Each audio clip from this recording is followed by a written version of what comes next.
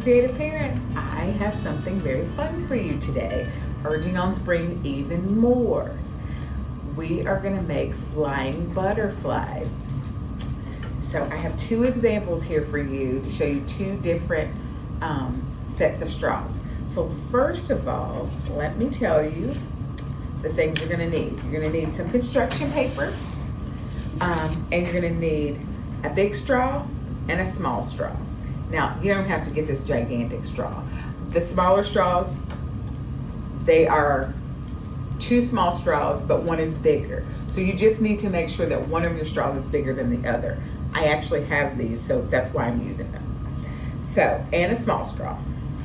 So, and then you need tape and scissors and a marker or markers, depending on how decoratively you would like to do your butterfly, and glue sticks, because I'm going to show you the way I decorated my butterfly, and you might want to do that, or you might just want to color yours.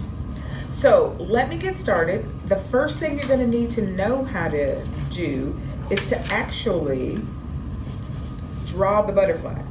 Because we want him to be symmetrical, meaning that both sides are similar and almost equal. So we're going to fold whatever construction paper you want to be the background color for your butterfly. All right? So here's what we're going to do. I'm going to draw this for you.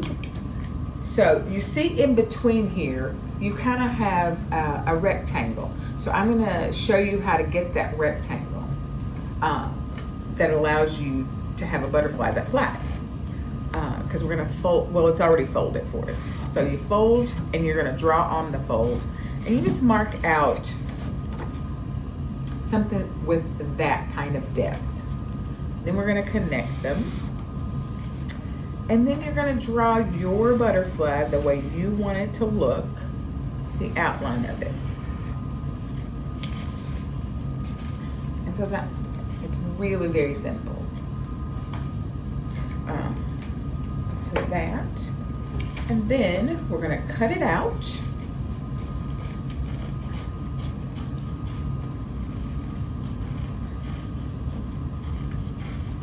And I chose some different colors because I didn't want to keep making the same butterfly over and over. We can have lots of different colors flying around butterflies in our imagination.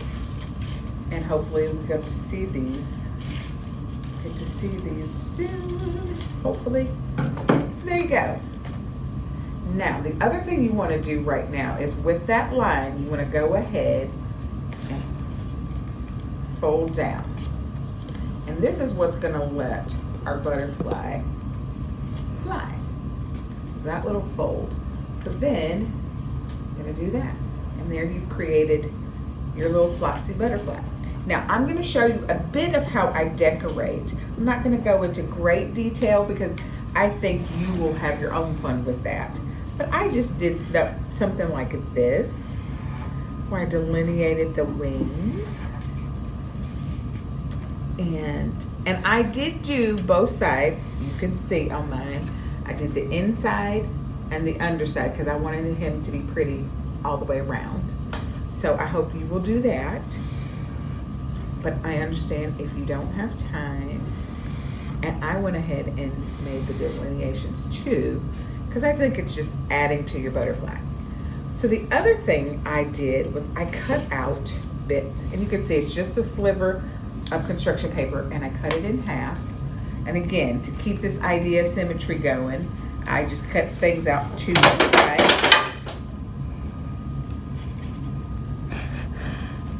And circles. And this way, when I put one at the top, I can put one at the bottom or on the back, and you just keep going like that. So I'm going to do like 4 sets of 2, which is 8, and that'll show you kind of how I was thinking. Okay. There's that. And it's okay if they don't come apart. I would keep them together as sets, just so you can kind of keep the balance wherever you put that, to kind of have it either on the front side or on the bottom side together.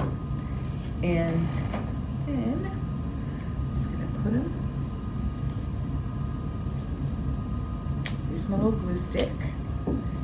Now, I'm gonna put one up here and one over here. And put one here and one here. And that's gonna be that. Now I'm gonna turn over and go ahead and do a little bit of just decorating like I told you. Nothing major, because I feel like you guys will take the reins when it comes to that and create your butterfly and make him as beautiful as possible. And I'm gonna go ahead and continue with my marker. So get yourself a pad to go under your butterfly if you're going to use a marker. That way you're not drawing on your furniture or anything. And do the same thing. Okay. So we go side to side. And a little more glue there, a little more glue there. And there, and there. So then you're gonna have a butterfly, something like that. Okay, so he's already looking like he wants to take off. You wanna make sure that you have a good wingspan and a good bend. All right, so we're gonna set this aside. And the first straw we're gonna use, and I cut off the bendy part. You might find a way to use your bendy part, but I don't like dealing with that part. So I cut it off right about there. And then this is the other part. You're gonna cut a little bit. You don't want it too much because this first straw is just gonna be kind of like your holder. So it's like that. That's all that first part is for. Then you get your tape. Tape it down on both sides. And so there, you have your holder. And then, actually, I'm gonna use the pink. Okay, so this is the thing with this one. I wouldn't cut it to any specified height just yet because I kept having to cut it down until I got where I wanted. Because what you want is for the bigger one to be the one that you pull on, or I guess you could think of it as you're pushing up. It doesn't matter. This would, the second one needs to be shorter so that you can actually make your motion. Okay? So save yourself the trouble and don't try to cut it down first. But you will need to cut a deeper groove, I will say that. And if you have to keep practicing at that, that's okay. I did on my first couple tries too. So then you slide that straw right down in there, and then you get a good grip on that. And you see how it's not coming out? And I can't even see that.